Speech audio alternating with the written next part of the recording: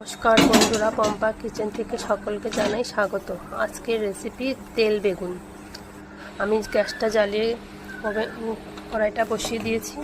প্লেটের মধ্যে বেগুনগুলো নিয়েছিলাম, একে একে লবণ হলুদ দিয়ে মেখে নিলাম। কড়াইতে তেল দিয়ে দিলাম। এবার একে একে সব বেগুন ছেড়ে দেব।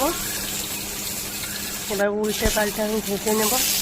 আমার বেগুন ভাজা হয়ে গেছে, সব তুলে নিলাম।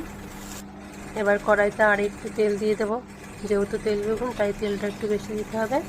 সাদা জিরে দিলাম, শুকনো লঙ্কা দিয়ে দিলাম, আর ভেজে রাখা বেগুনগুলো আমি তেলের মধ্যে ছেড়ে দিলাম। আর সর্ষের সাথে পোস্ত বাদাম কাঁচা লঙ্কা বেটে রেখেছিলাম তাই দিয়ে দিলাম, আর হলুদ দিয়ে দিলাম। ভালো করে নেড়ে চেড়ে এবার আমি ওর মধ্যে স্বাদ মতো লবণ চিনি দিয়ে দেব। একে একে কাঁচা লঙ্কা চিড়ে রেখেছিলাম সেগুলো দিয়ে দিলাম, আর একটু ধনেপাতা ছড়িয়ে দিলাম। তোমরা না দিতে পারলেও হবে। হয়ে গেল আমার তেল বেগুনের রেসিপি। দেখো কত সুন্দর হয়েছে। তোমরাও ঠিক এইভাবে করো, খুব কম টাইমে হয়ে যাবে।